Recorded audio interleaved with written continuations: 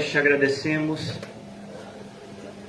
pela tua soberana graça providente que nos reúne, Senhor, neste lugar toda sexta-feira. Obrigado, Senhor. Obrigado, Senhor, por essa casa de oração, por esse refúgio, por essa fortaleza, Senhor. É assim que nós nos sentimos quando adentramos a humilde porta desse tabernáculo, Senhor. Obrigado, Senhor, pelos irmãos e irmãs que têm perseverado pelo mesmo Espírito, Senhor, na caminhada. Obrigado porque não estamos sós, Senhor. O Senhor está conosco, mas mais do que isso, como o Senhor nos ensinou na terça-feira aqui, pelo teu servo, nosso amado irmão José, o Senhor nos concedeu uma família, que são aqueles que ouvem e obedecem à voz do Pai, o Pai nosso que está no céu. É o Senhor que nos dirigimos, Senhor, nessa noite. Ajuda-nos a aproveitar esse momento precioso, Senhor, entendendo a importância dele. E que possamos usufruir de toda a benignidade que o Senhor tão graciosamente tem derramado sobre nós. Obrigado, Senhor. Continua, ó Pai, a nos proteger, pois em vão vigia o sentinela, se o Senhor não guarda a casa. Em vão acordamos cedo, dormimos tarde, porque aos que o Senhor ama, o Senhor dá enquanto dorme. Ajuda-nos a entregar os caminhos, ou o caminho da nossa vida ao Senhor, e a confiar, pois o Senhor nos prometeu que tudo mais o Senhor assim o faria. Ajuda-nos, Senhor, a sermos luz, sal, no meio de uma geração adúltera e perversa, como o Senhor nos disse, ovelhas no meio de lobos, mas que nós sejamos sempre ovelhas. Foi-nos avisado que por se multiplicar a maldade, o amor de quase todos se esfriaria. Foi-nos avisado. Foi avisado à igreja de Éfeso que ela estava perseverando na verdade, estava provando os falsos apóstolos e vendo-os como mentirosos, mas ela estava faltosa no primeiro amor, tão essencial. Que não seja assim conosco, Senhor. Que a verdade esteja sempre ladeada do amor e vice-versa, Senhor. Nas nossas vidas, nos nossos encontros, que a verdade e o amor estejam sempre inseparáveis, Senhor. Sejam sempre inseparáveis.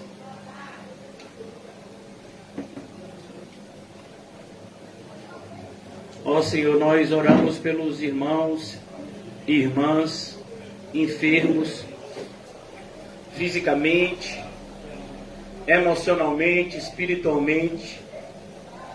Tem compaixão, Senhor, misericórdia, e fortalece, Senhor, esses que estão com os joelhos trôpegos.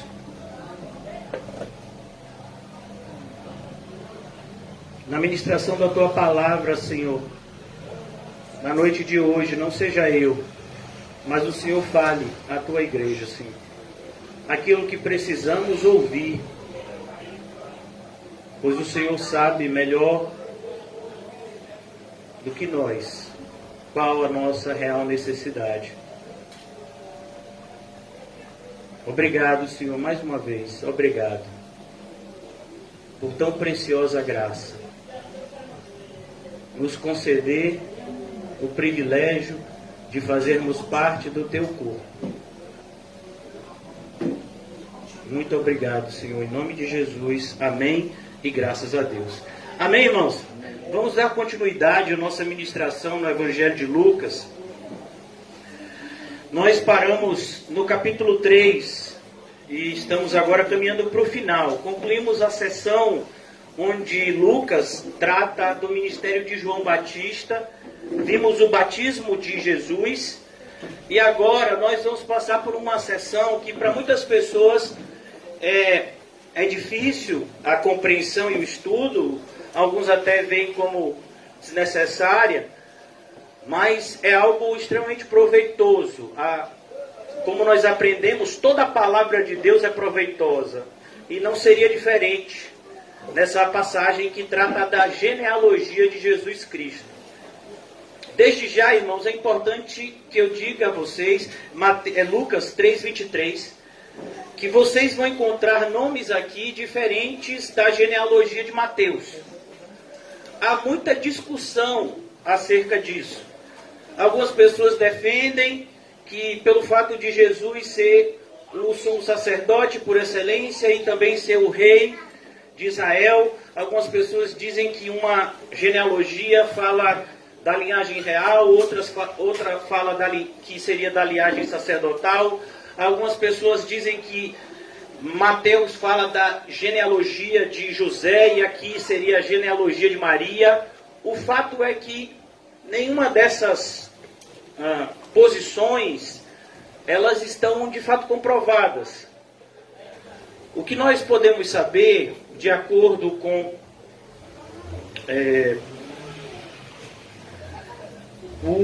a história da própria Bíblia, é que quando nós olhamos para qualquer genealogia, não somente essa que está diante de nós aqui no Novo Testamento, mas se você for para o Antigo Testamento, você vai ver também várias genealogias.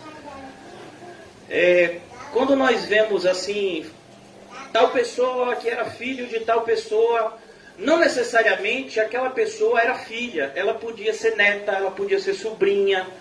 Então, é o que nós podemos de fato perceber aqui nessa passagem.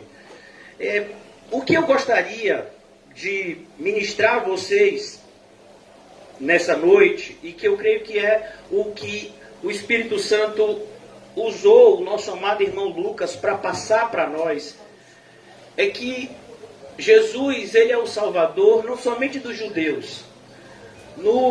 Na genealogia que nós vemos em Mateus, você vai ver de Abraão até Jesus. Mas aqui não, aqui Lucas faz questão de mostrar que Jesus, ele vem, a sua linhagem, ela vem desde Adão. E que, portanto, Jesus é Salvador de toda a raça humana. Porque toda a raça humana descende de Adão. E, dito isso, existem alguns nomes aqui que são importantes da gente perceber, e nós vamos ver isso no decorrer da pregação, tá certo? O título da nossa mensagem de hoje é O Caminho Inevitável. O que é uma coisa inevitável? Vocês podem me dizer? Não pode ser evitado. Exatamente. É algo que não pode ser evitado. Por exemplo, isso daqui é o que, irmãos? Alguém pode me dizer o que é isso aqui? Uma cruz. No caminho do cristão, a cruz pode ser evitada? Não. Pode? Não. Então, isso é inevitável. Renunciar a tudo pode ser evitado pelo cristão? Não.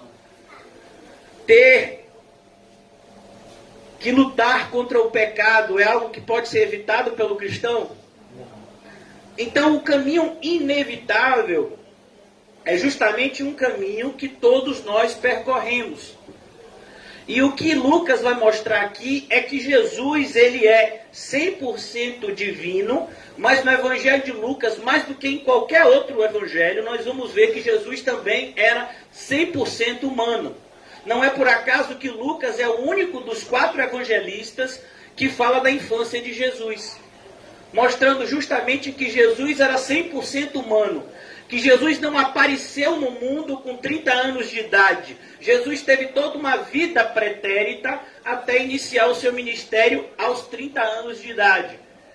E aqui Lucas quer nos mostrar, antes mesmo de começar a contar para nós o ministério de Jesus, Lucas quer mostrar para nós de onde Jesus vem.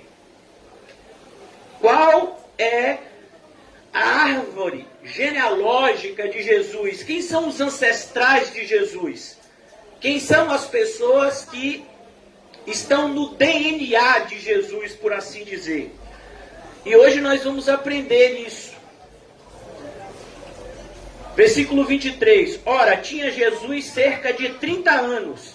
Por que a gente ouve sempre falar, Jesus começou o seu ministério com 30 anos? Lucas é o único que fala disso. Ele dá a idade. Se você pegar todos os outros evangelhos, você vai perceber que nenhum deles fala da idade. Por que muitas pessoas, a maioria diz que Jesus, quando ele entregou a sua vida por nós na cruz, ele tinha 33 anos. Alguém pode me dizer? Tem na Bíblia que Jesus tinha 33 anos quando foi crucificado? Não. É porque os estudiosos da Bíblia, eles vão pegar fatos como esse daqui, que diz a idade. Eles vão pegar, por exemplo, o Evangelho de João, que vai mostrar quantas vezes no ministério de Jesus passou em Jerusalém, na Páscoa, por exemplo. Então eles vão contando, Jesus esteve cerca de 3 a 4 festividades. Então o ministério terreno de Jesus teve 3 anos e meio. Eles pegam fatos que comprovam quantas vezes Jesus esteve em Jerusalém, as festividades que ele esteve lá. Então conclui-se isso, que Jesus inicia o seu ministério aos 30 anos, ele passa 3 anos e meio ensinando, e depois ele é crucificado, morto e ressuscita para a nossa alegria. Ora, tinha Jesus cerca de 30 anos ao começar o seu ministério. Perceba, irmãos, tudo tem um começo. Eu quero perguntar para vocês, de maneira muito direta, o ministério de vocês já começou? Tudo tem um começo. E todo cristão, ele necessariamente precisa ser um servo de Cristo. Então ele precisa ter um ministério. Ministério é o sinônimo de serviço. Então, todo cristão, ele deve servir a Cristo na igreja e fora dela, mas mesmo quando ele serve fora da igreja, ele está vinculado à igreja. Porque, como nós já falamos aqui, a igreja é o corpo de Cristo. E você não pode fazer nada por Cristo fora dele. Você só pode fazer algo por Cristo se você estiver inserido nele. Tinha Jesus cerca de 30 anos quando começou o seu ministério. Nós devemos pensar, João começou o seu ministério antes de Jesus. Agora chega a vez de Jesus. João começou o seu ministério para preparar esse ministério, que é o de Jesus. João, falando desse ministério de Jesus, como nós já vimos, ele disse, olha, eu não sou digno de desatar as sandálias dos seus pés. Eu batizo vocês com água, mas esse daqui, que está começando o seu ministério agora com 30 anos de idade, ele batizará vocês com o Espírito Santo e com fogo. Não sou eu, mas é ele que tem que tem a sua pá na mão. E ele separará. Ele vai fazer a separação do joio e do trigo. Ele. E agora então, ele aparece. Como nós já lemos no livro de Hebreus, se eu não me engano, aquele que tem de vir, virá. E não tardará. Assim como Jesus veio uma primeira vez para salvar o seu povo, ele vem uma segunda vez para consumar a sua criação. Era como se cuidava, a ideia aqui era como se conhecia. Todos nós sabemos que o nascimento de Jesus foi sobrenatural. Jesus, ele não nasceu de um nascimento natural. Ele nasceu pelo poder do Espírito Santo, onde uma mulher, a mãe dele, Maria, que não conheceu, que não teve relacionamento algum, ela ficou grávida pelo poder do Espírito Santo e deu à luz ao seu primogênito, não o seu unigênito, o seu primogênito, mostrando que Jesus de fato teve outros irmãos e irmãs, mas ao seu primogênito e deu o nome de Jesus. Nós já vimos isso aqui no Evangelho de Lucas. Era como se cuidava, filho de José. Então, para as pessoas que dizem que essa genealogia seria a genealogia de Maria, fica difícil defender essa posição, porque aqui ele deixa claro, sempre do ponto de vista judaico, a genealogia se puxa pelo homem e não pela mulher. Então aqui, mais uma vez, a genealogia começa por José.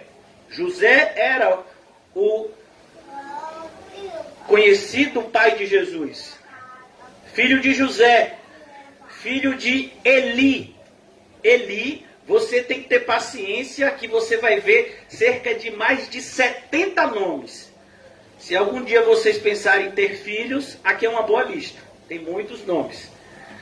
Então, era como se cuidava filho de José, filho de Eli, Eli filho de Matate, Matate filho de Levi, Levi filho de Melque, este filho de Janai, Janai filho de José, José filho de Matatias, Matatias filho de Amós, Amós filho de Naum, este filho de Esli, filho de Nagai, Nagai filho de Maate, Maate filho de Matatias, Matatias filho de Semei, este filho de José, filho de Jodá, Jodá filho de Joanã, Joanã filho de Reza, Reza filho de Zorobabel, este de Salatiel, filho de Neri, Neri filho de Melque, Melque filho de Adi, Adi filho de Cozã, este filho de Elmadã, filho de Er filho de Josué,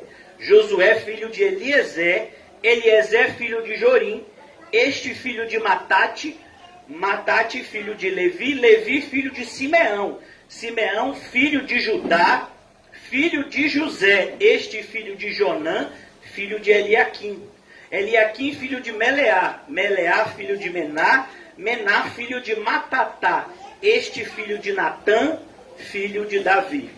Então perceba, irmãos, todos esses nomes ligam Davi a Jesus.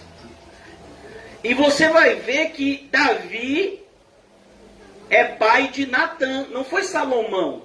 Você não vê Salomão aqui. Mas um filho que nem foi o rei sucessor de Davi, Natã, que está na árvore genealógica de Jesus. E o propósito aqui de Lucas é mostrar justamente essa conexão real de Jesus. Jesus é sim o filho de Davi. Como eu disse a vocês, não é que ele é filho de Davi, ele é um descendente de Davi. Se você puxa a árvore genealógica de Jesus, Davi está lá. Por isso que quando nós lemos que foi feito o recenseamento, José teve que ir para Belém, pois ele fazia parte da família de Davi. Mas olha que coisa interessante.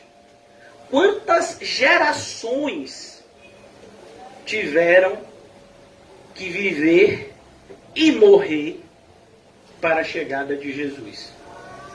De Davi a Jesus, irmãos, são cerca de 1000 anos.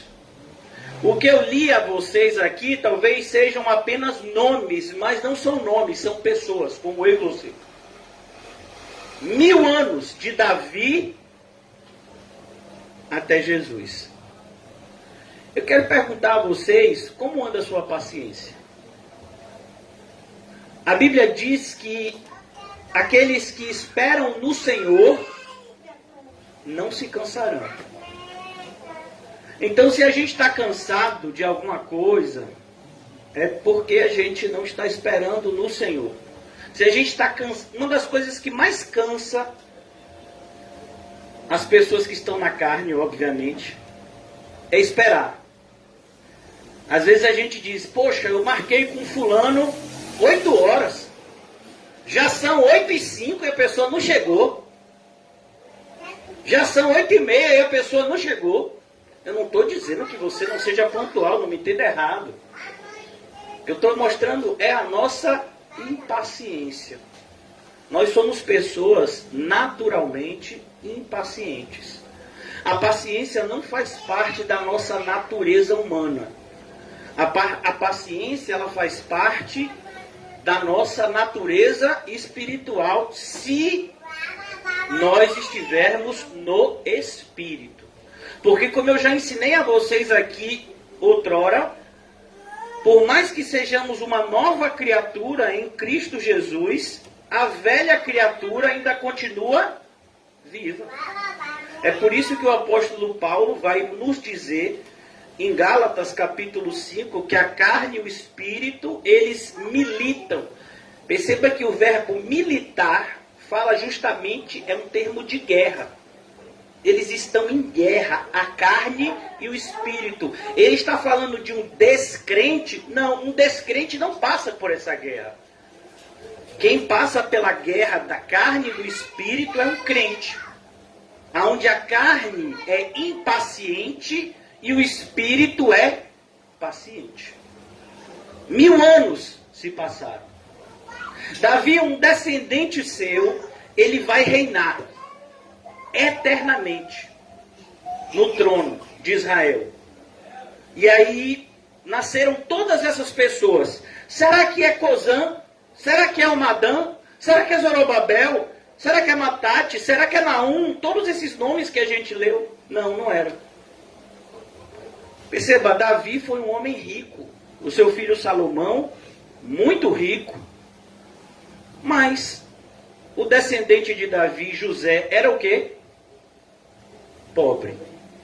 E Lucas faz questão de nos mostrar a pobreza. A narrativa de Lucas podia simplesmente passar por isso.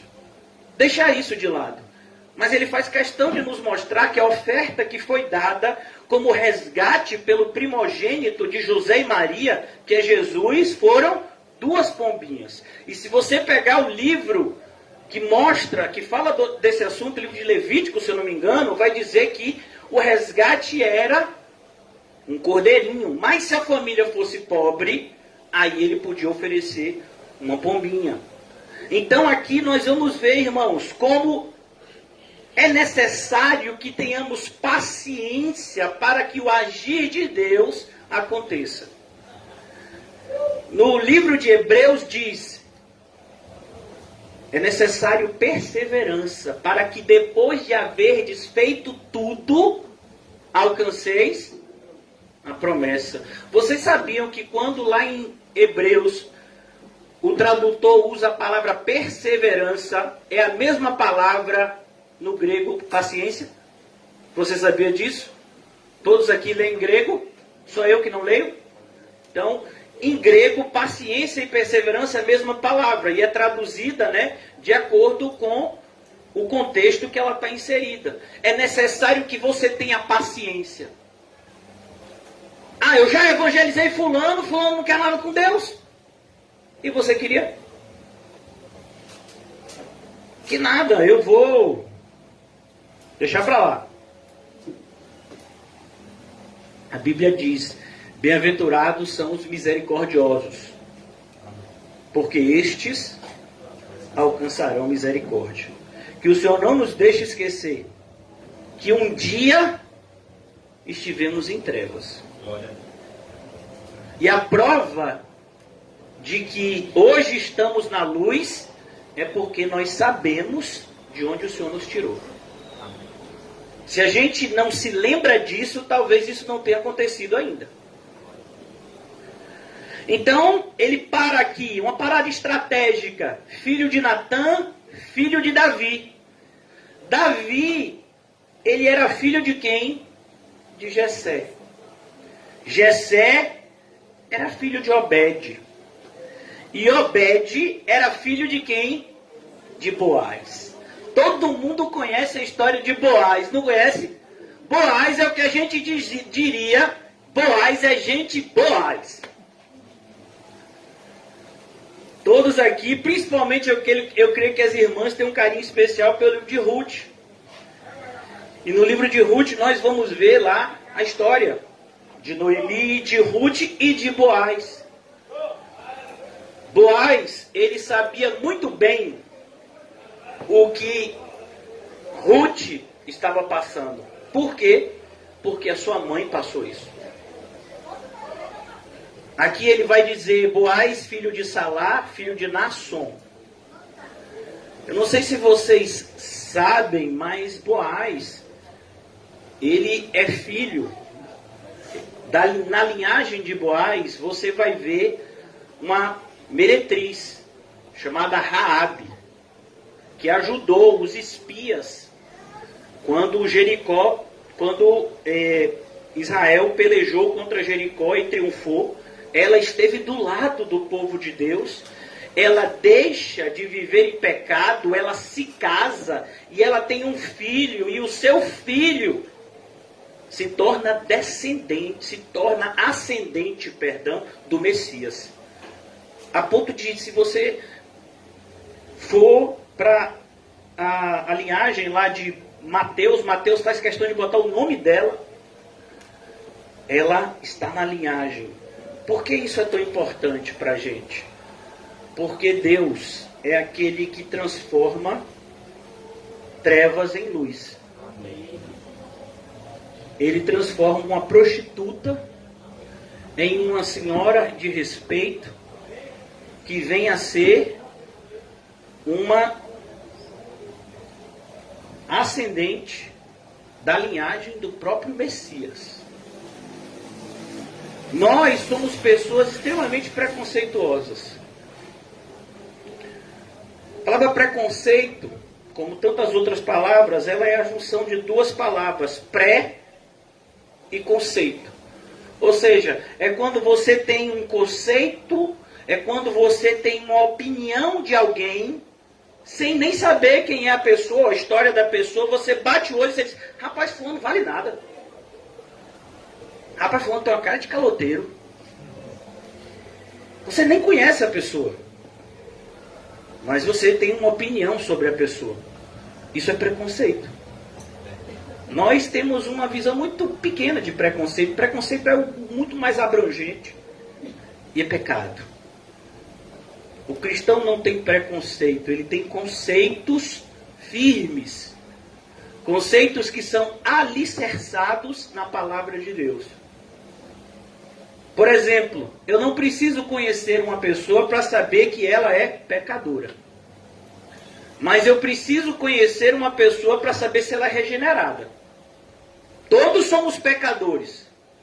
Mas alguns pecadores foram regenerados. E outros pecadores continuam obstinados. É por isso que Jesus vai dizer, como é que você sabe diferenciar um pecador regenerado de um não regenerado? Pelos frutos. Pelos frutos os conhecereis. Fruto é uma coisa que você planta hoje e colhe amanhã? Não, normalmente você tem que passar 1, 2, 3, 4, 5 anos com uma pessoa. Para que você, de fato, tenha alguma opinião válida, né, a respeito disso. Aqui ele vai dizer que Jessé é filho de Obed, Obed é de Boaz, este filho de Salá, filho de Naasson, Naasson filho de Aminadab, Aminadab filho de Admin, Admin filho de Arni, Arni filho de Esrom, este filho de Pérez, filho de Judá, Judá filho de Jacó. E aqui agora nós vamos ver os patriarcas. O primeiro a aparecer, quem é? Jacó. Eu sou o Deus de Abraão, de Isaac e de Jacó, ou de Israel. Jacó é aquele que tem o seu nome mudado, mas o nome dele é Jacó. Deus é que vai mudar depois para Israel. Mas olha que coisa interessante.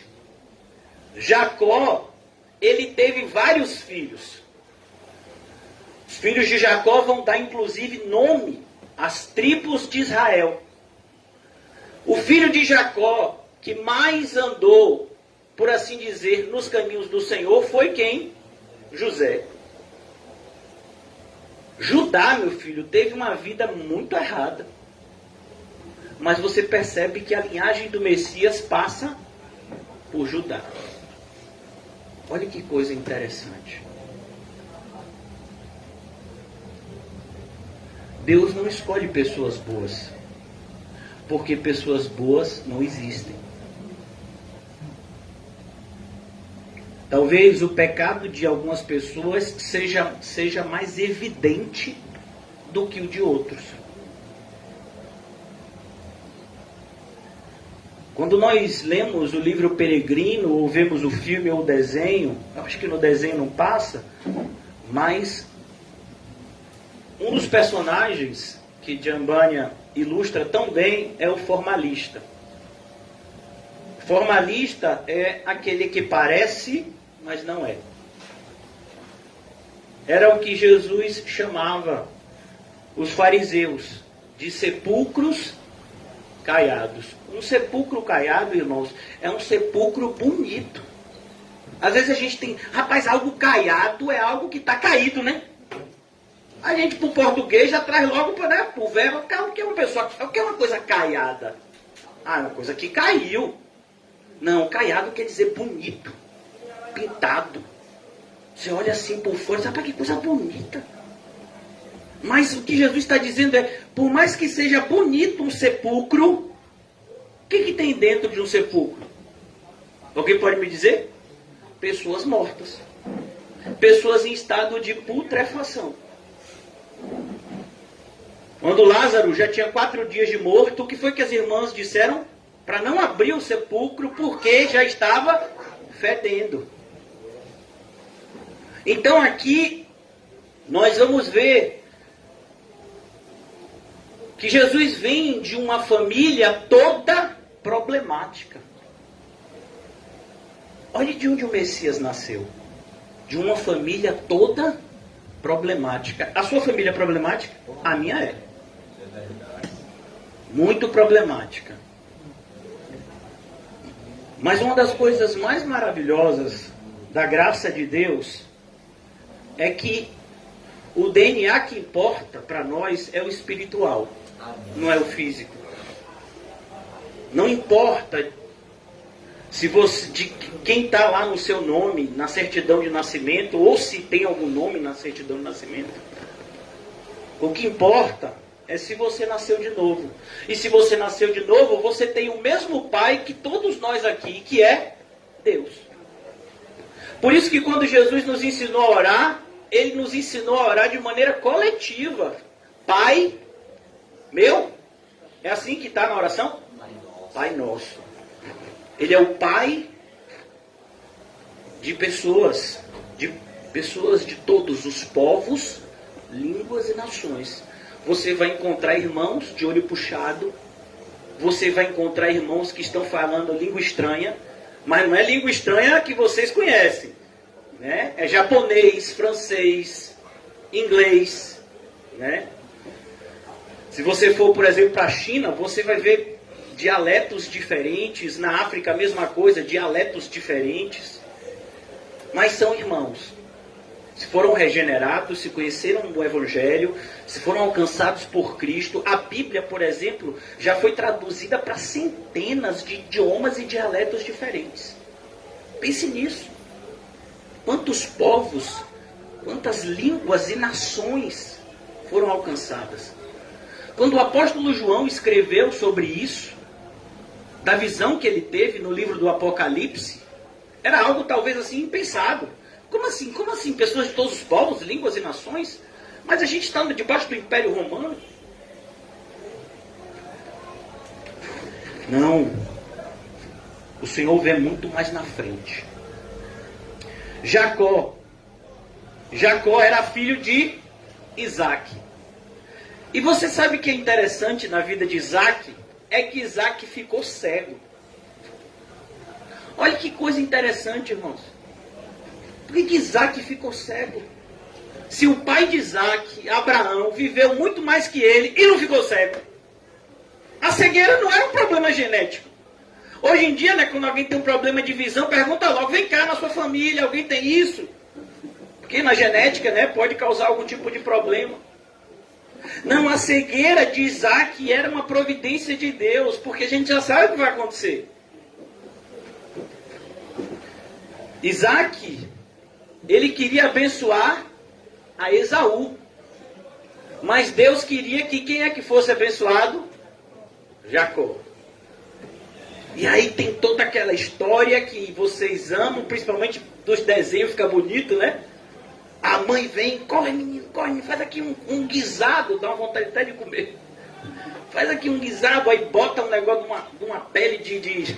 Que coisa estranha, né? Bota uma pele de animal aqui para poder... Rapaz, esse Saúl devia ser peludo, viu? Eu nunca vi um peludo desse jeito, não. Porque para botar a mão numa pele de ovelha e achar que é a pele do filho... Você nunca parou para pensar nisso, não? Só eu que penso que sou maluco. E o pai diz, não, aqui a pele é de Saúl, mas a fala não é de Saúl, não. Né? Jacó estava dizendo, eu sou cego, mas não sou surdo. Mas ele acabou abençoando, porque era o propósito de Deus. Mas foi da forma errada, e Jacó colheu as consequências da sua mentira. Ele disse, vem cá, você gosta de enganar os outros, né, Jacó? Eu tenho um Labão para você. Por isso, cuidado, vocês que gostam de enganar o outro.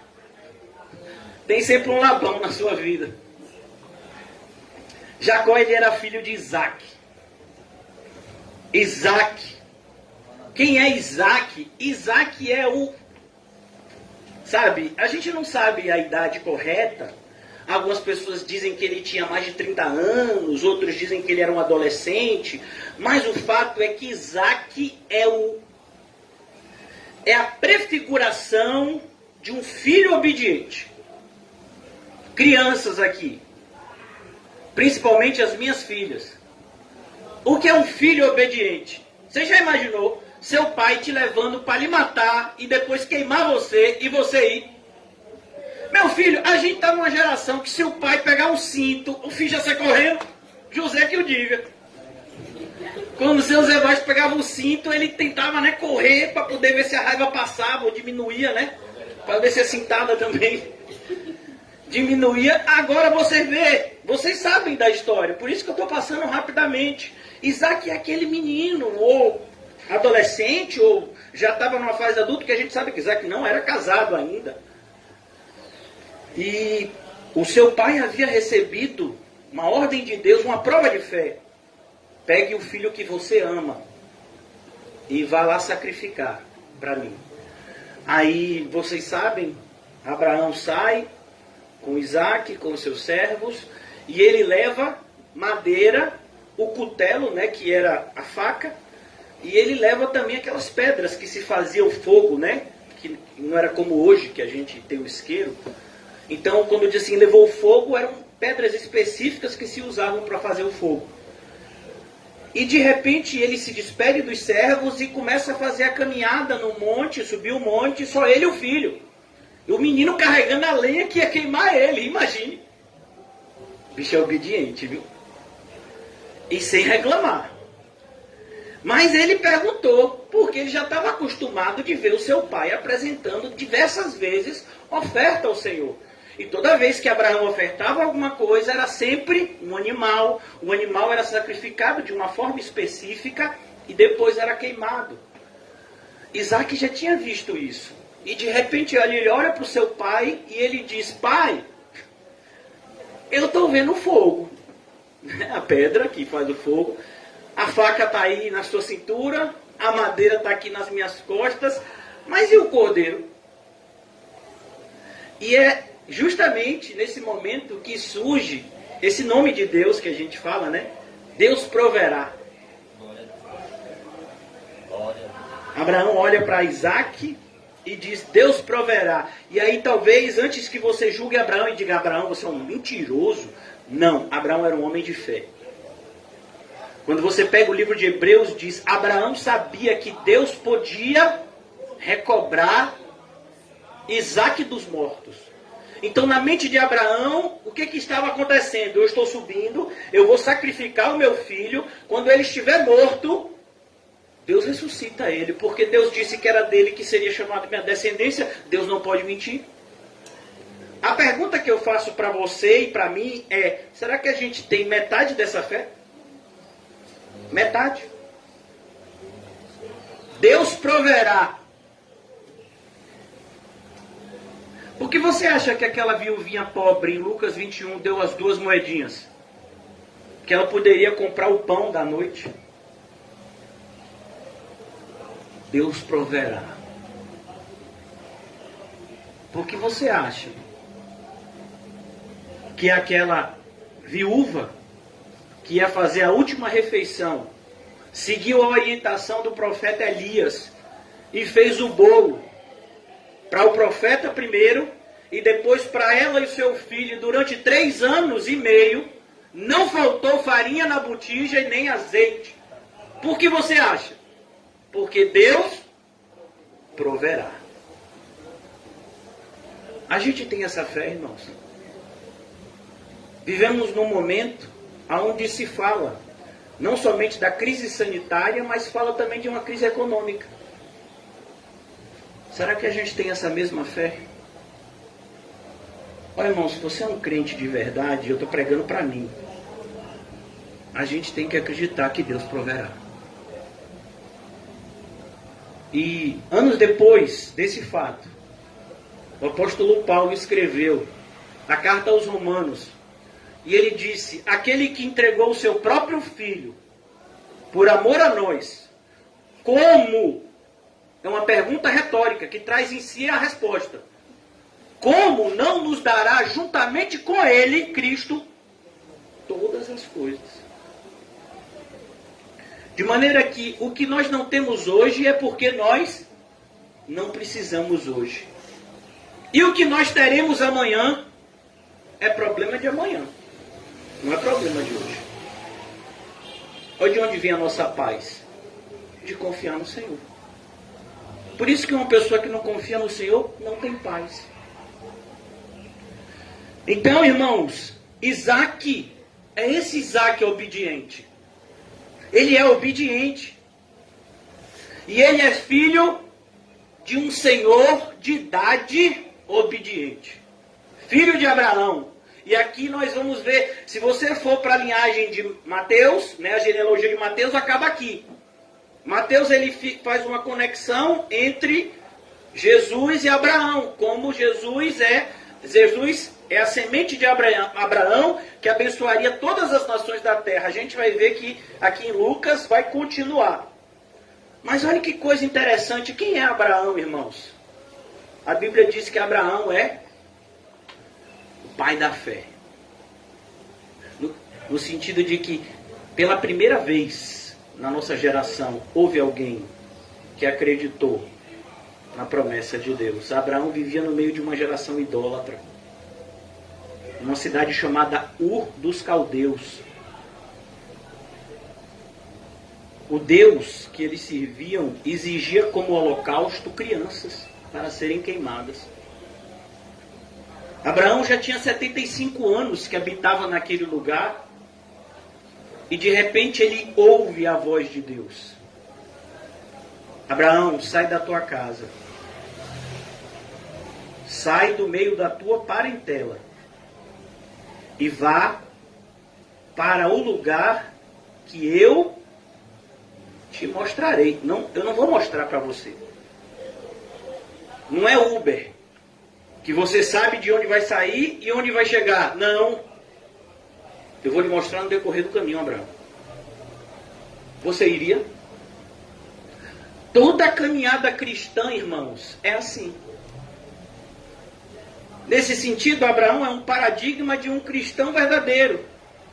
Ele ouviu o chamado do Senhor e, como o apóstolo Paulo fala, eu só sei o que o Espírito me revela de cidade em cidade, ó, que me esperam cadeias e açoites.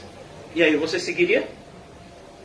O próprio Espírito Santo está te dizendo, o caminho é esse e tem cadeias e açoites. Você iria?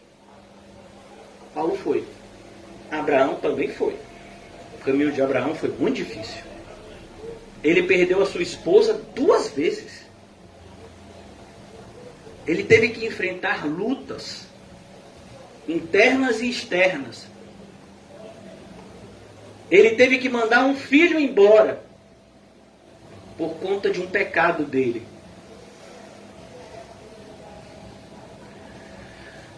Mas ele obedeceu a Deus.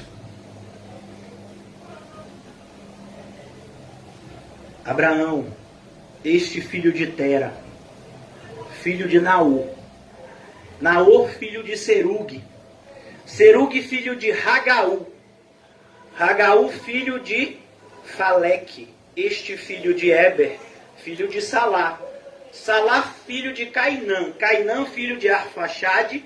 Arfaxade, filho de Sem. Este, filho de Noé. Quem é Noé, irmãos?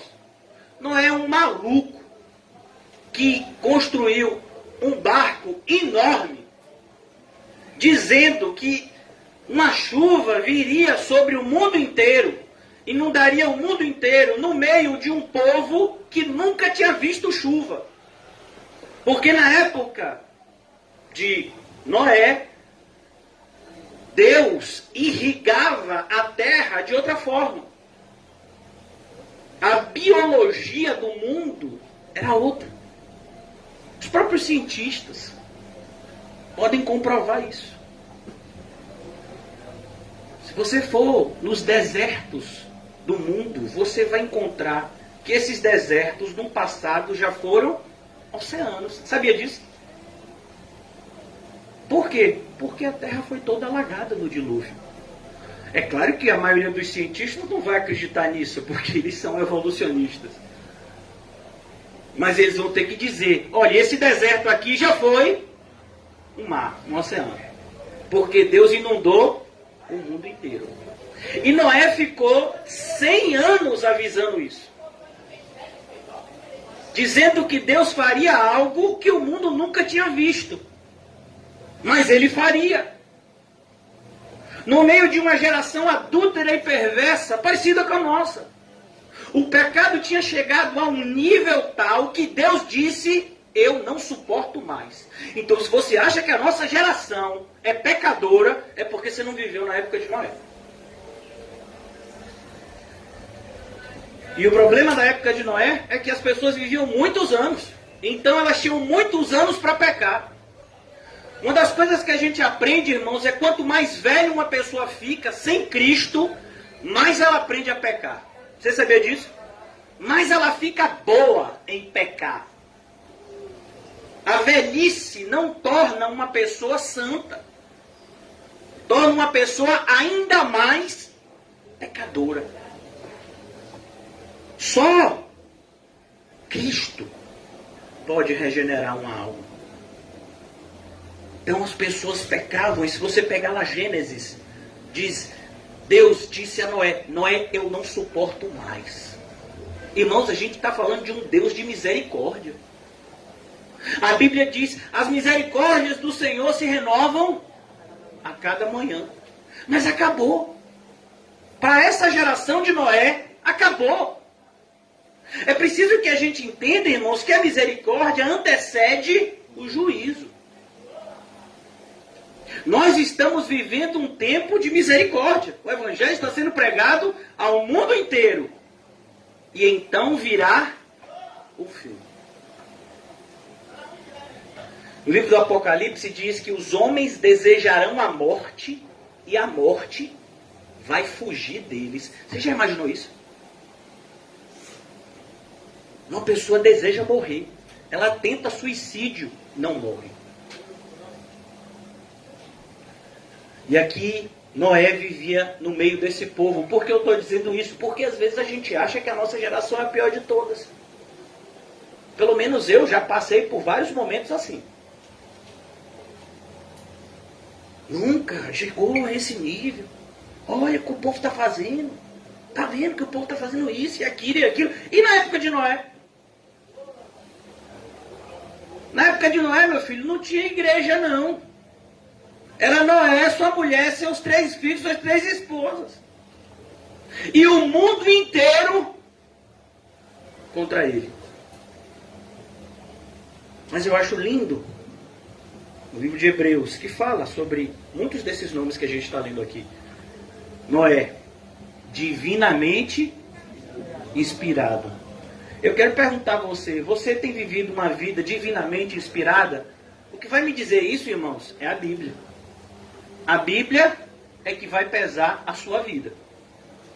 A Bíblia é que vai medir a sua vida e a minha.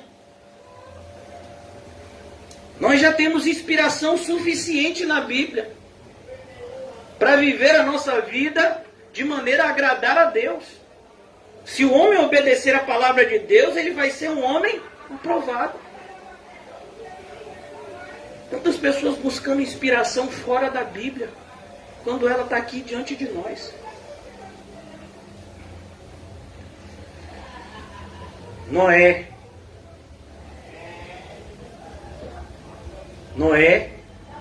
filho de Lameque.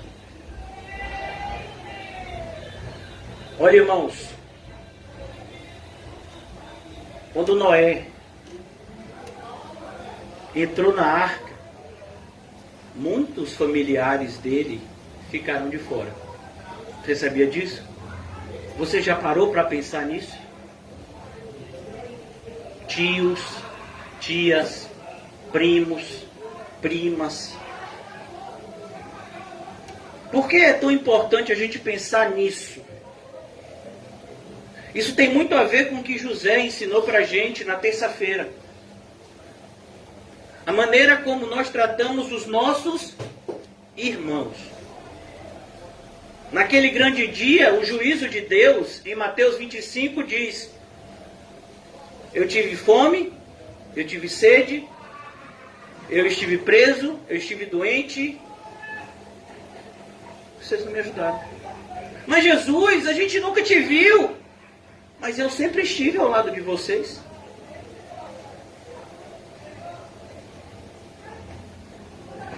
Jesus está aqui, irmãos.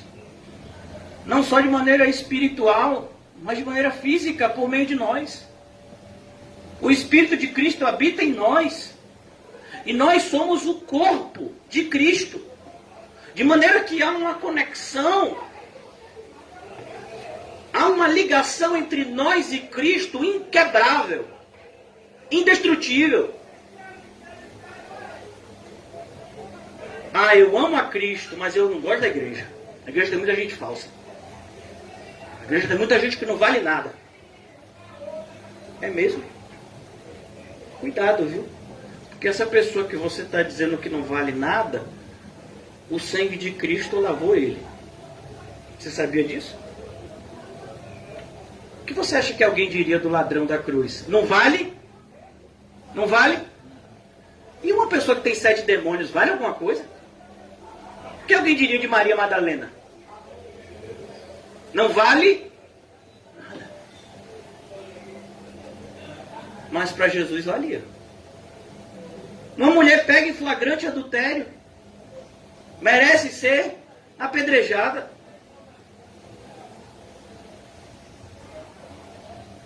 Um homem paralítico, que nem os seus parentes se preocupavam mais com ele, mas para Jesus valia. Um cego de nascença, que era visto como amaldiçoado, a ponto dos próprios discípulos de Jesus disserem: Jesus, quem pecou? Foi ele ou foi o pai dele, ou a mãe? Porque ele nasceu cego, amaldiçoado, menino amaldiçoado, encosta não, está amaldiçoado, maldito, maldito, maldito. E Jesus disse: não, ele nasceu assim para que a glória de Deus se manifestasse nele. Por isso, irmãos, nós vivemos uma geração muito parecida com a de Noé. Mas será que o nosso comportamento é parecido com o de Noé? Se você prestar atenção em Gênesis, Noé não é perfeito. A gente vai ver que Noé pecou. Mas ele era guiado por Deus. Um cristão não é perfeito, mas ele é guiado por Deus. Você sabe por que a humildade é uma marca necessária do cristão? Porque só se arrepende quem é humilde. Muitas pessoas não se arrependem por conta do orgulho. Não, eu não vou dizer que eu estou errado. Mas você não errou?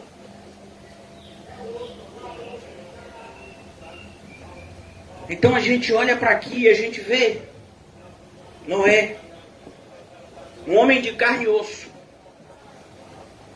um maluco. Todo mundo estava vivendo a sua vida, ganhando o seu dinheiro, fazendo as suas coisas, e Noé estava dia e noite construindo a arca. Noé é o exemplo de um obreiro aprovado. Ele estava fazendo um serviço para Deus. Deus havia dito: Noé, o seu ministério é esse. É construir uma arca.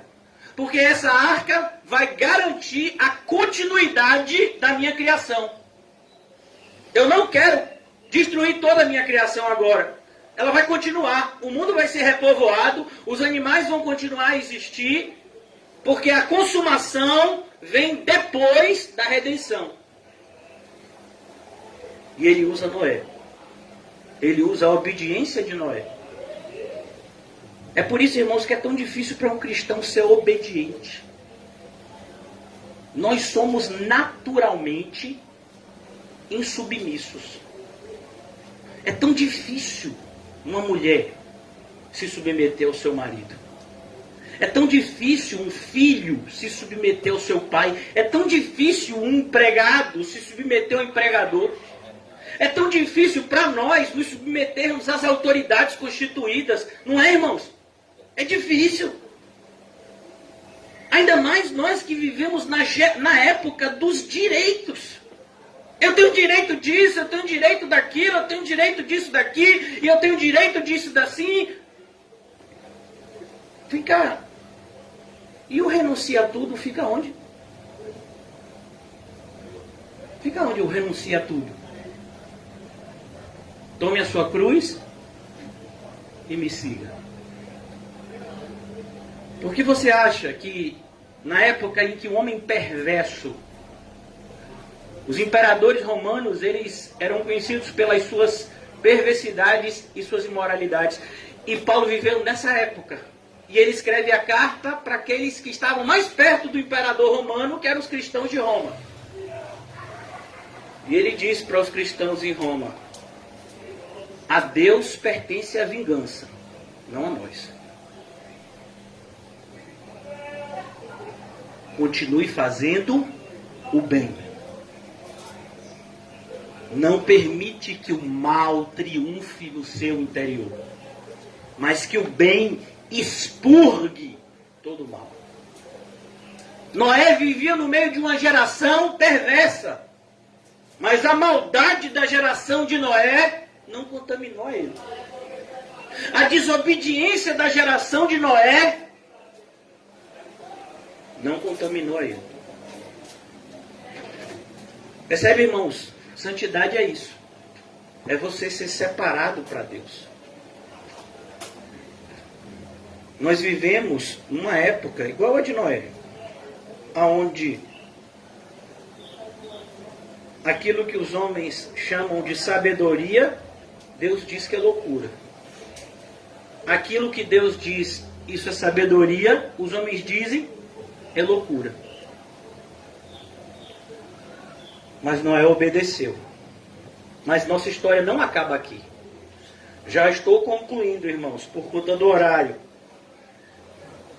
Noé, ele era filho de Lameque. Existem muitos Lameques. Não é o Lameque perverso, não. Aqui é outro Lameque. Lameque era filho de Metusalém, ou Matusalém. Foi o homem que mais viveu no mundo. Matusalém, filho de Enoque. Quem é Enoque? É o nosso Enoque. Enoque é Enoque, rapaz. Pense numa pessoa que é benção. Como diria o irmão José. É Enoque. O que eu acho... Olha, uma das coisas que me fez, assim...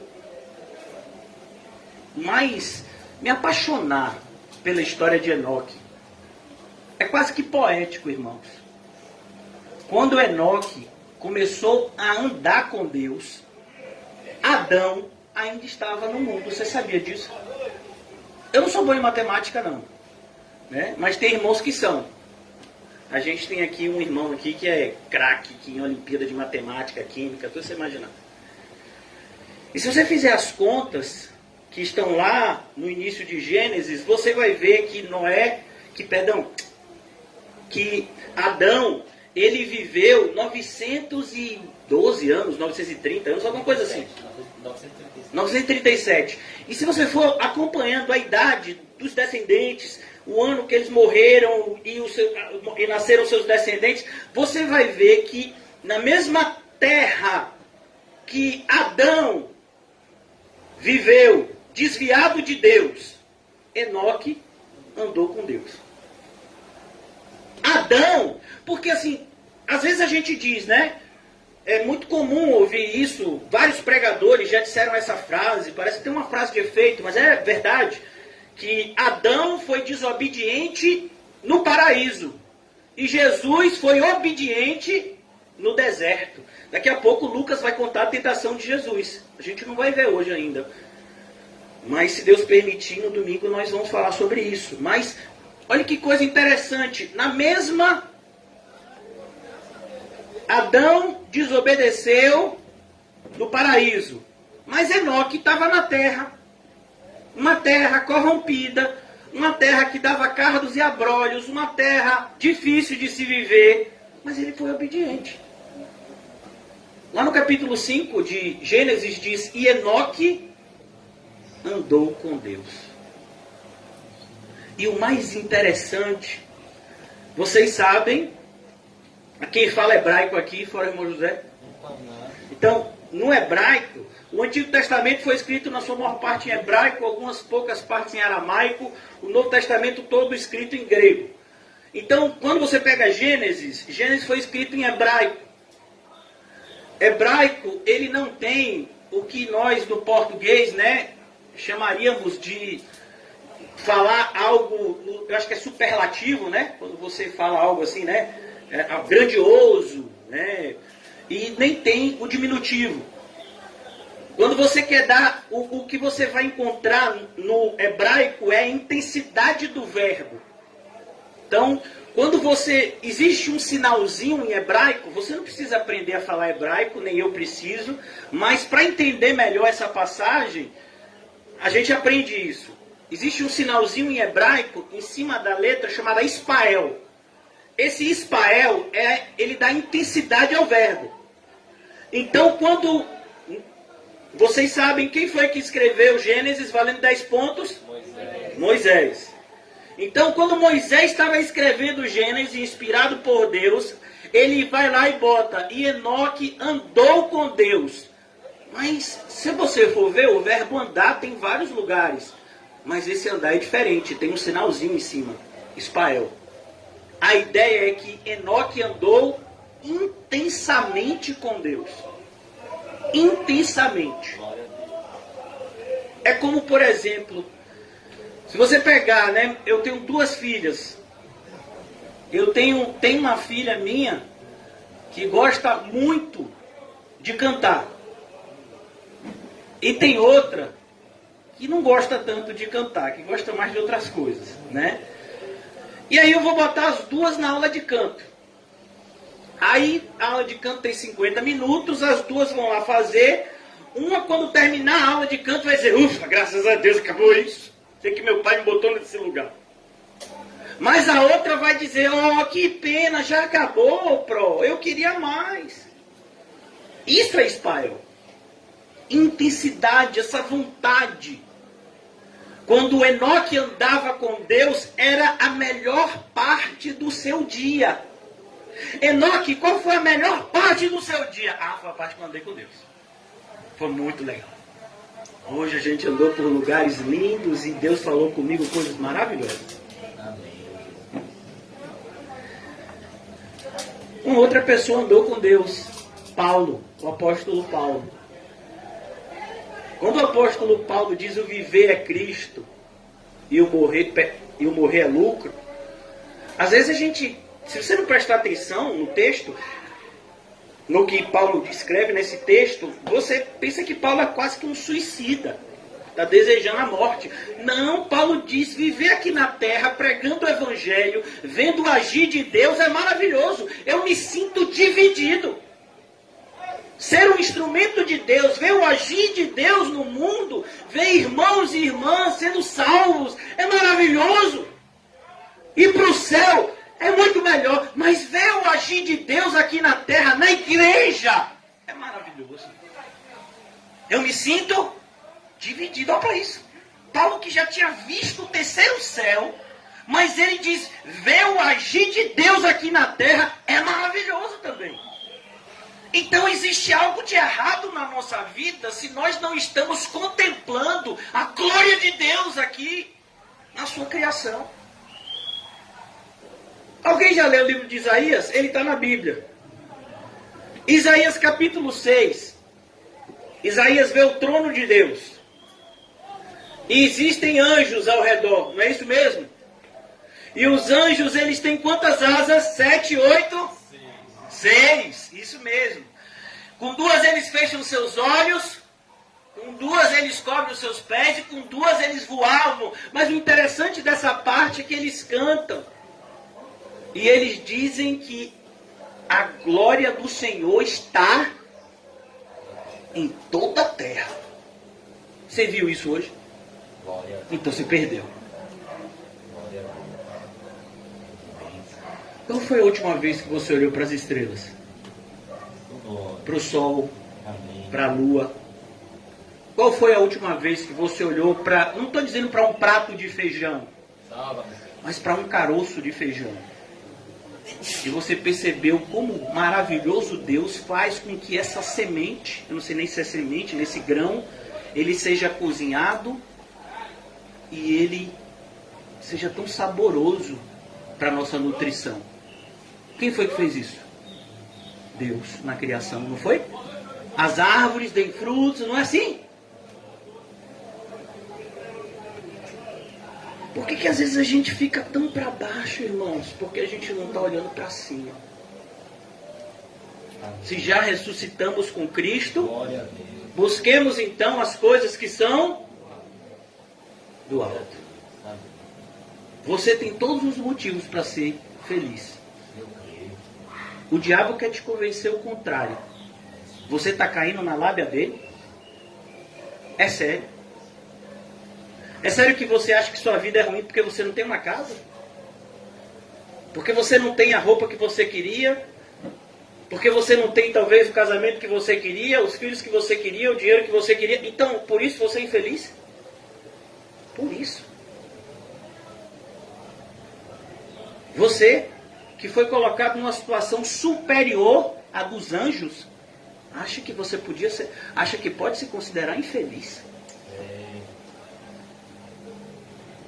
É muita ingratidão, irmãos. Um cristão se achar infeliz.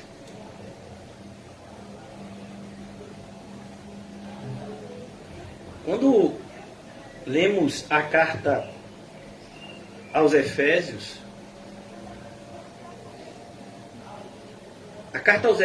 o início dela anula qualquer tentativa do mal de achar que nós não somos abençoados. Eu acho engraçado porque existem alguns irmãos que dizem, não estou esperando minha bênção. Minha bênção vai chegar. Não, meu filho, já chegou. Nós já fomos abençoados com toda sorte. O que é toda sorte? Toda sorte de bênçãos espirituais nas regiões celestes. Basta ver. Tem uma pregação de um pastor que ele vai narrar um fato verídico. Nos Estados Unidos aconteceu isso. Um casal foi encontrado morto em casa, com sinais de desnutrição. Ou seja, não comeram e morreram de fome. E quando foram investigar na casa, tinha no armário $50 mil. $50 mil, trazendo para o dinheiro do real aqui, seria R$250 mil. Mais do que isso, mas arredondando. E eles morreram de fome. Então, você já imaginou isso, irmãos? Você e eu que temos toda sorte de bênçãos espirituais. Temos um pai que nos disse, por meio do seu filho, pedir e dar-se usar. Vocês não estão recebendo. Por quê? Porque não estão pedindo. E às vezes estão pedindo mal, por isso que eu não estou dando. Não vou lhe dar o que é mal. Peça direito. Então a gente olha para essa geração, irmãos. Enoque viu o que era bom e usufruiu disso. Enoque andou com Deus. 300 anos. Talvez para mim e para vocês pareça muito tempo, realmente de fato é muito tempo, mas para a geração de Enoque não era. Enoque viveu numa geração que vivia 900 anos em média, e ele viveu 365. Ou seja, ele viveu menos da metade do tempo da sua geração. Hoje em dia, trazendo para as nossas contas, hoje em dia a faixa etária de idade de um brasileiro é algo de 66, 67 anos. Então Enoque morreu com 30 e poucos, parecido com Jesus. Ou morreu tão jovenzinho. Não, ele não morreu. Deus o tomou para si. Glória a Deus. Eu acho tão bonito, irmãos. Tem uma pregação muito bonita do pastor chamado Stuart Olyott sobre a vida de Enoque. E ele termina essa pregação lendo a carta de uma criança. Uma criança de escola bíblica dominical. Nos Estados Unidos a escola bíblica infantil é nos domingos, eles chamam assim. Então a escola infantil, essa criança, a professora passou um texto, o que as crianças entenderam da vida de Enoque.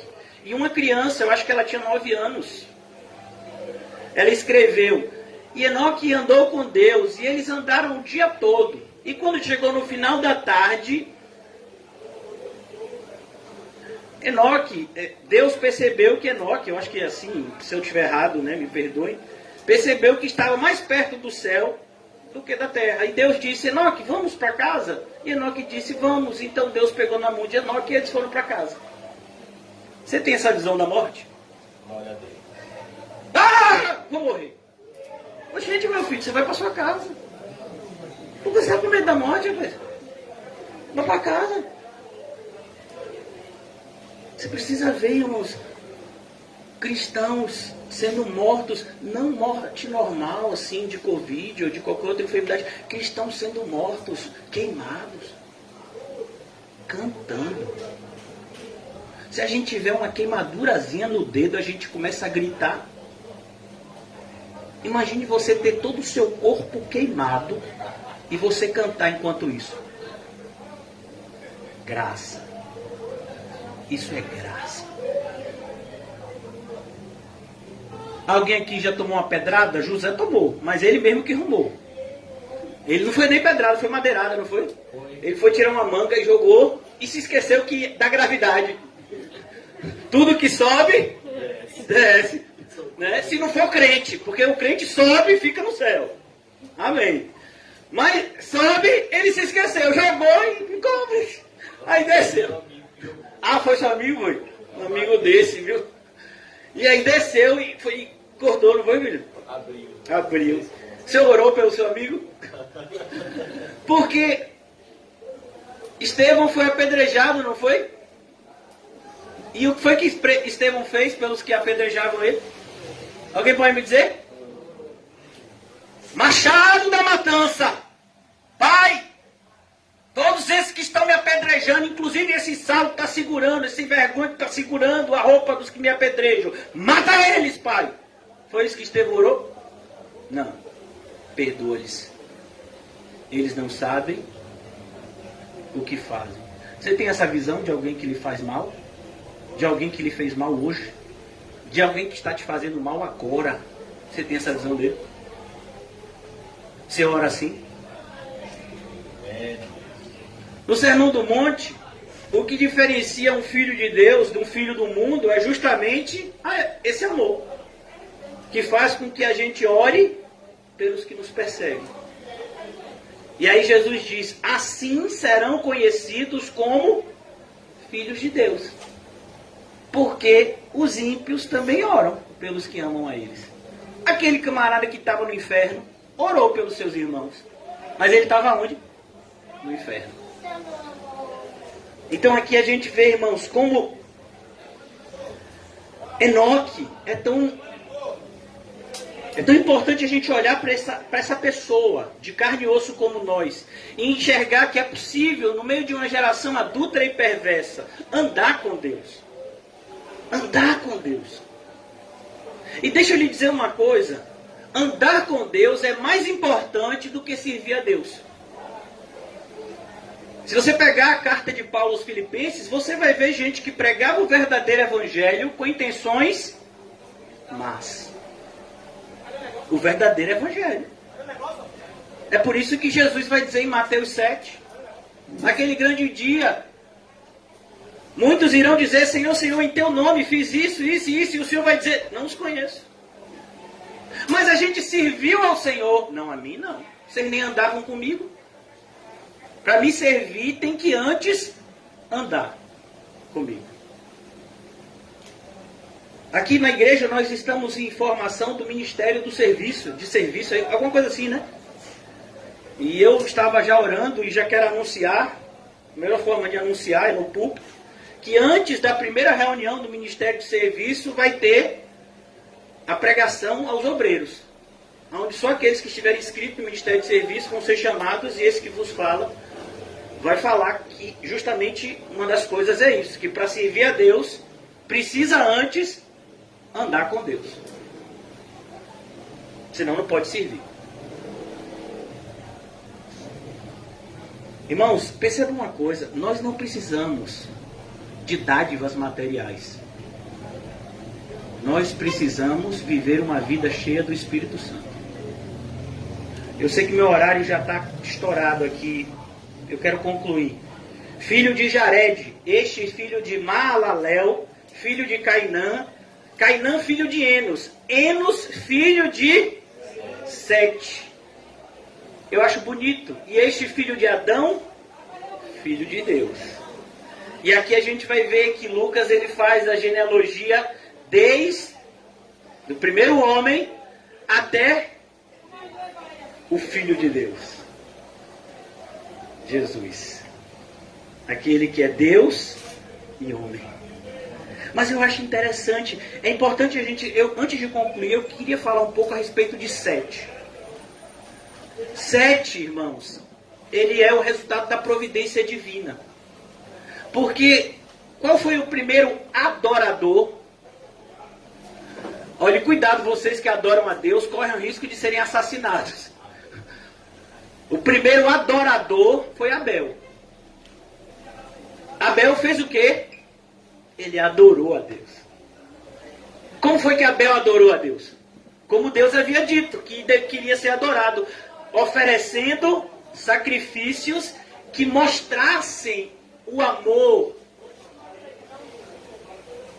que Deus quer receber de nós. Por isso que a gente vai ver, o mandamento não mudou. Desde a época de Sete, desde a época de Abel, o que é que Deus queria? Que os seus filhos o amassem. Um pai não quer ser amado pelos seus filhos? Por isso, amarás o Senhor teu Deus de todo coração, alma, força e entendimento. Amarás o teu próximo como a ti mesmo. Amarás o Senhor teu Deus. E Abel, ele mostra que ele ama a Deus.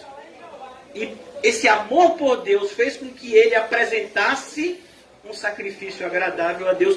Por que Deus rejeitou o sacrifício de Caim? Porque não tinha amor. O apóstolo Paulo vai dizer, porque Deus ama quem dá com alegria. Então, se você pega essa verdade, Deus ama quem dá com alegria. Qual é o oposto? Deus odeia quem dá por obrigação. Por isso que a gente não tem momento de ofertas aqui, dízimos. Ninguém sabe quem dá, quem não dá, quanto dá. Porque nós aprendemos, não faça isso por obrigação ou necessidade. Deus ama quem dá com alegria. Mas entenda uma coisa, quando você estiver agradando a Deus, aquele que não está agradando a Deus vai ficar com raiva de você. Foi o que aconteceu entre Caim e Abel. E Caim, está escrito lá em 1 de João, Caim, que era do diabo. Olha que coisa, a gente não sabia disso. Se a gente só lesse Gênesis, a gente não saberia. Por que Caim matou Abel? 1 de João diz, porque as suas obras, a de Abel, eram boas, e as de Caim eram más. E aí Caim, o diabo então, ele age por meio de Caim e diz, eu vou acabar com o propósito de Deus. Não vai ter mais essa genealogia, ó. Eu vou cortar aqui. O Messias não virá. O Messias não vai vir. Eu vou matar Abel e o Messias não vai vir, porque só vai sobrar Caim. Então matou Abel. Pronto, acabou. Agora só tem Caim e os descendentes de Caim. E aí Deus então diz, não. Tem outro. 7. Olha ele aqui. Você acha que você pode mudar o propósito de Deus? Nem Satanás e todos os seus demônios podem. Já imaginou isso? Quando um humilde pescador do mar da Galileia, chamado Pedro, estava começando a andar com Jesus, Jesus fez uma pergunta aos discípulos, os apóstolos, quem dizem vocês? Quem vocês dizem que eu sou? Ele não estava preocupado com o que a multidão dizia. Ah, uns dizem que é fulano de tal, outros dizem que é não sei quem, outros dizem que é um profeta. Não, quer saber vocês, que andam comigo, que estão ouvindo o que eu falo, quem eu sou. Pedro diz o quê? Tu és o Filho de Deus. Bem-aventurado és tu, Simão Barjonas, porque não foram nem a carne e nem o sangue que te revelaram essas coisas, mas o meu Pai que está no céu. E aí ele diz sobre esta afirmação, eu sou o Messias, o Redentor. Eu edificarei a minha igreja. E as portas do inferno não prevalecerão contra ela. A ideia não é que aqui a gente está guardado e o inferno está lá fora e não vai entrar aqui dentro. Não, a ideia é o contrário. A ideia é, o inferno está aí e a gente entra lá e resgata quem Deus mandar a gente resgatar. Nós não temos que ter uma vida passiva, mas uma vida ativa debaixo do poder de Deus. Se Deus é por nós, quem será contra nós? É esse tipo de fé, irmãos, que nós, que somos descendentes de Cristo, devemos ter. Se Cristo está em nós, o mesmo Espírito que habitou nele, tem que habitar em nós.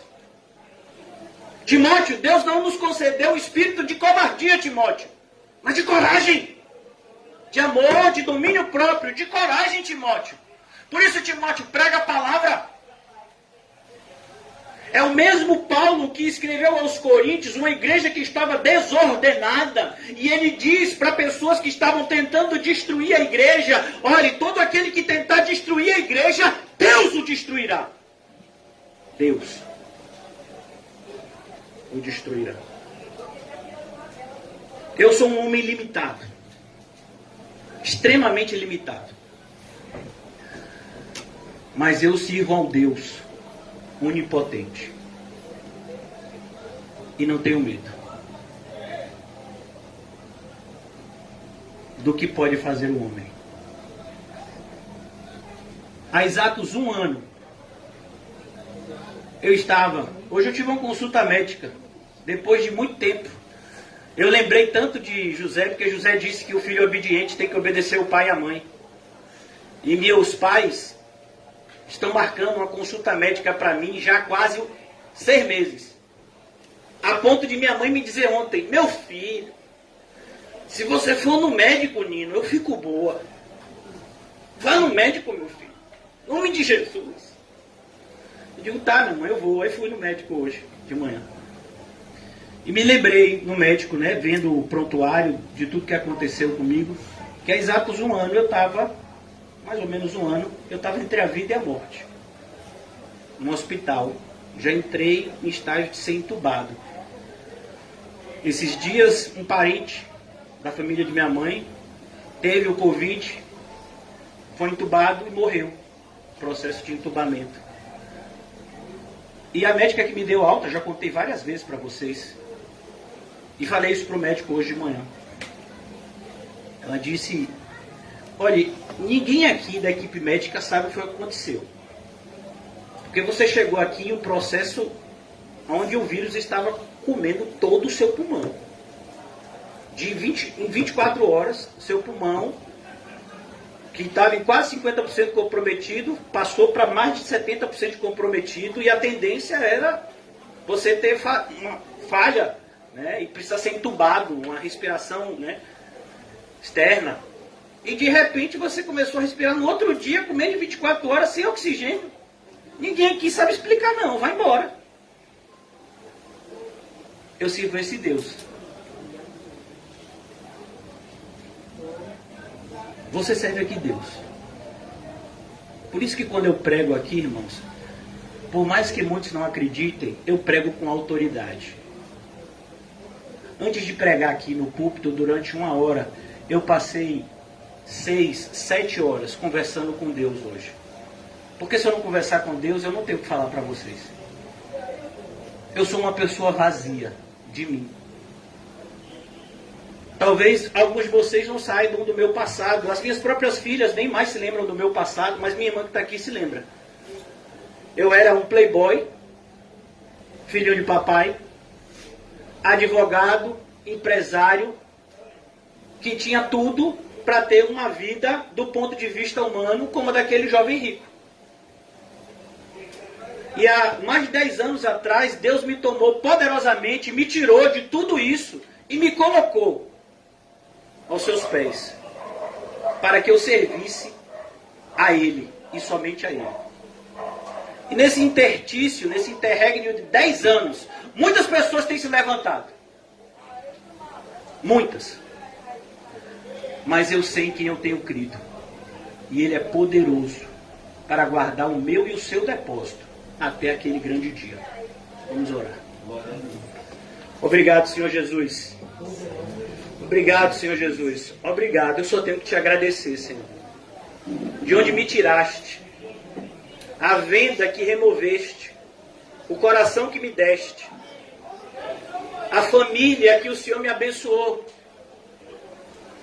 Ao longo desses 10 anos, existiram tantas decepções, mas, ó Senhor, quantas alegrias. Quantas pessoas que ouviram a Tua palavra e foram salvas. Algumas já estão contigo. Como nosso amado irmão Pepe, que o irmão José evangelizou. Obrigado, Senhor. Obrigado por nos dar o privilégio de fazer parte da tua família. Nós que não merecíamos nada de Ti, senão o justo juízo de sermos lançados no inferno. É isso que merecíamos e merecemos. Mas pela Tua inexplicável graça, insondável graça, o Senhor nos elegeu. Nos conheceu, nos chamou, nos justificou. E como diz na Tua palavra, já nos glorificou. Não que estejamos em estado de glorificação no presente, não, mas é que o Senhor coloca a nossa glorificação como algo que já existe. Pois nenhum daqueles que o Senhor justificou será perdido entre a justificação e a glorificação. Ajuda-nos, Senhor Jesus, a depender mais de Ti e menos de nós. A confiar mais em Ti e menos em nós. Ajuda-nos, Senhor, a viver aqui na terra, mas com o nosso coração no céu. De maneira que nada e nem ninguém possa roubar a bendita comunhão que temos contigo. Porque o Senhor nos amou primeiro e entregou o seu próprio Filho como resgate definitivo pelas nossas vidas. Como não nos dará juntamente com Cristo todas as coisas? Ó Senhor, que bendita promessa, benditas promessas que o Senhor nos deu na Tua santa palavra, para nos deleitar e nos regozijar em Ti. Que a Tua alegria santa, Senhor, encha os nossos corações, não somente nessa noite, mas durante toda a nossa jornada. Estejamos alegres no Senhor. Mais uma vez vos digo, alegres no Senhor. Despede-nos debaixo dessa alegria, na certeza que estaremos para sempre unidos contigo e uns com os outros, porque assim o Senhor quis. E assim aconteceu. Obrigado, Senhor. Em nome do Pai, do Filho e do Espírito Santo. Amém. E graças a Deus. Saúdem-se mutuamente com o cumprimento santo. E quando você estiver em dificuldade, diga para você mesmo, se Deus é por nós, quem será contra nós?